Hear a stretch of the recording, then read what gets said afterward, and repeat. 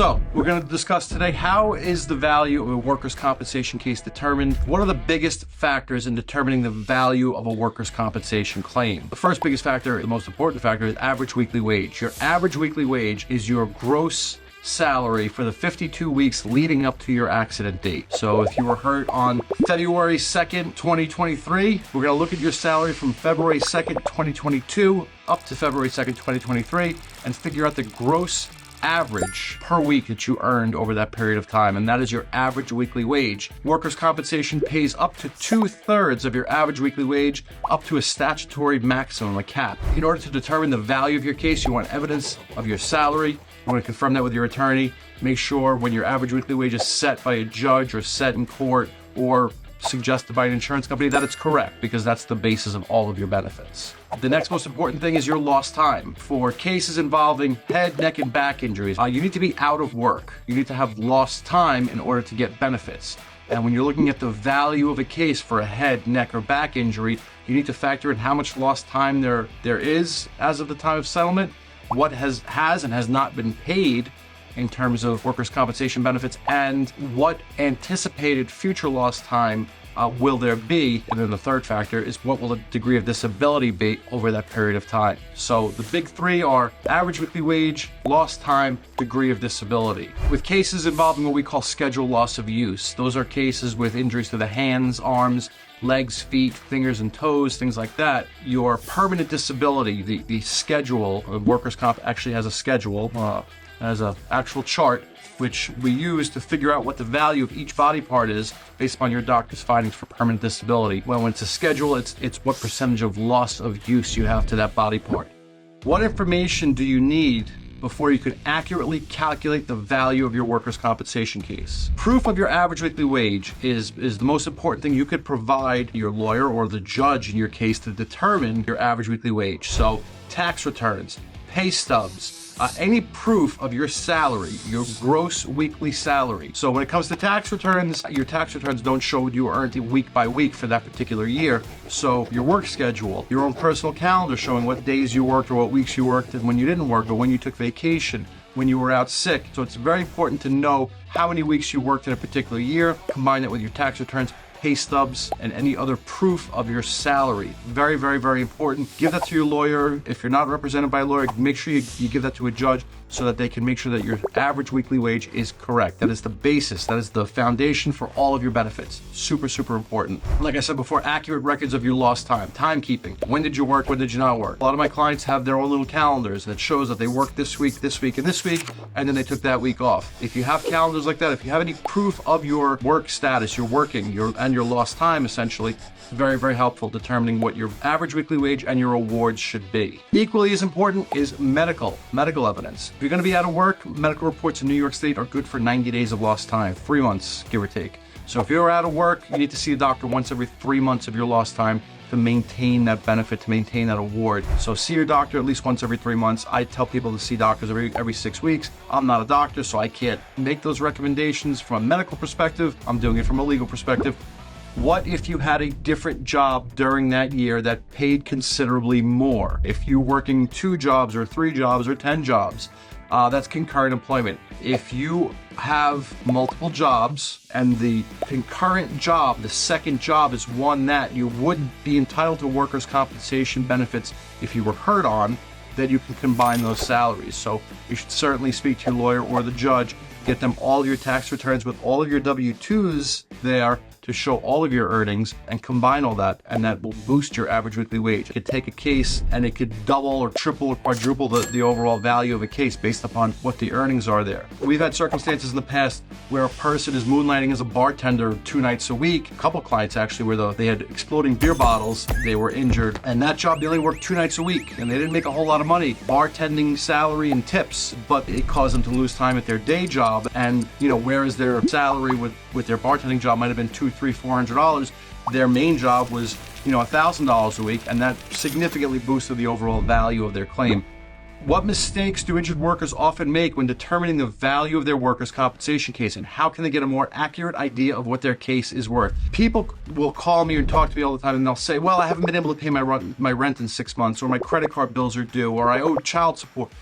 Unfortunately, there's a lot of those factors that are just irrelevant. And you could tell a judge, and I've had clients, tell a judge I haven't been able to pay my rent in 6 months, and the judge will sympathize with you, and the judge will feel bad for you, and then the judge is going to say, I'm sorry, there's nothing I can do about it, because those are not factors in determining the value of a case. Other factors that people also bring in pain and suffering. We hear it every day. Unfortunately, they're not going to factor that into the overall value of your case. The value of a case is based upon the extent of the injury, the extent of the lost time, the extent of the permanent disability, and your average weekly wage, like we discussed earlier. Average weekly wage is huge. A lawyer's job, why we're valuable in what we do, is we are able to take the facts of your case and apply the law to the facts of your case, and we filter out what's irrelevant. We filter out what's not going to result in you getting a recovery. So unfortunately, and it kills me to tell people, the fact that you haven't been able to pay your rent in a few months is not something a judge is going to consider, and it's not something that's going to boost the value of your case. And it's because of that people overvalue their case. And by the same token, a lot of clients also undervalue their cases. I can't begin to tell you how many people I will call up and I'll say, hey, I've reviewed your file and I think we could put a demand in for $20,000 or $30,000 or $40,000 settlement, and we could probably get you some money here. And they turn around and say, but I went back to work 3 months ago. Yeah, I know that. And you still have value in your case. There's still value in your permanent injury. Still might not have been paid for all of your lost time. There still might be some outstanding issues that are worth money in your case. So people also undervalue their case. Are there any benchmarks for case value that injured workers can look to, and what sort of ranges can people expect for different injuries? Well, different injuries have different values, and like we discussed earlier, under the workers' compensation law, generally speaking, different injuries are handled in different ways, and I call them core body injuries: head, neck, back, and this includes stroke, heart attack, brain injuries. Any core systemic disability, or the other way to look at it is anything other than arms, legs, hands, feet, fingers, toes, are handled one way. And the value of the case is based upon your salary, your average weekly wage, like we discussed, your lost time, and any permanent disability. And you are only compensated for lost time. So if you have a back injury, if you hurt your back lifting, or you got hit by a car and you have a bad back as a result, you are only compensated for your lost time, and you get your medical paid for. So unfortunately, as soon as you go back to work and you're earning the same amount that you were earning before the accident, or you earn more, then you're not going to be generally entitled to monetary awards moving forward. You still are entitled to your medical. You can get treatment to get better, but from a financial perspective, the value of your case is only based upon the lost time. With extremity injuries, arms, legs, hands, and feet, the value of your claim is again based upon your average weekly wage. Your lost time is a factor, but the largest factor there is your schedule loss of use, like we discussed earlier. How much permanent disability do you have to that particular body part? The shoulder, the elbow, the knee, the hip. How much permanent damage is there based upon your doctor's findings and insurance doctor's findings? Those are finite numbers. 100% of an arm is 312 weeks of compensation. So if the doctors agree that you have a 10% disability because of a shoulder or an elbow injury, you would get 31.2 weeks of compensation, 10% of that at 2/3 of your average weekly wage. Those are numbers that are more easily determined based upon the nature of your particular injury. Is there a way to calculate the value of a workers' compensation heart attack claim? A heart attack claim is handled like a neck or back claim, generally. It's not a scheduled loss. We're not going to find the percentage of value of your disability and pay you, and everyone goes on their way. It's based upon your lost time and your average weekly wage. So heart attack, if you're out of work for an extended period of time, you're paid for your lost time as long as that lost time is related to the heart attack. It's based upon your average weekly wage, and it's based upon your degree of disability throughout the time that you're disabled. And if you never go back to work, well, then you'd be entitled to permanent disability awards, presumably. Broke my fibula at work, fib fracture, no surgery needed. What is the estimate for a settlement for a case like that? So you're talking about a broken leg. Generally speaking, a schedulable injury. So a leg, like we said before, an arm is worth 312 weeks. For 100% loss of use, a leg is 288 weeks. So if you have a 10% permanent disability, known as a scheduled loss of use, if you have a 10% permanent disability to your leg as a result of this accident, you would be entitled to 28.8 weeks of compensation. Your compensation is 2/3 of your average weekly wage. So hypothetically speaking, just making up numbers here, if you earn $600 a week, you would be entitled to 2/3 of that as your rate of compensation, which is $400. $400 with a 10% injury, which is 28.8 weeks, is $11,520. Now, that number varies based upon your salary and how bad your permanent disability is as a result of that accident and that injury. So that number could go up and down.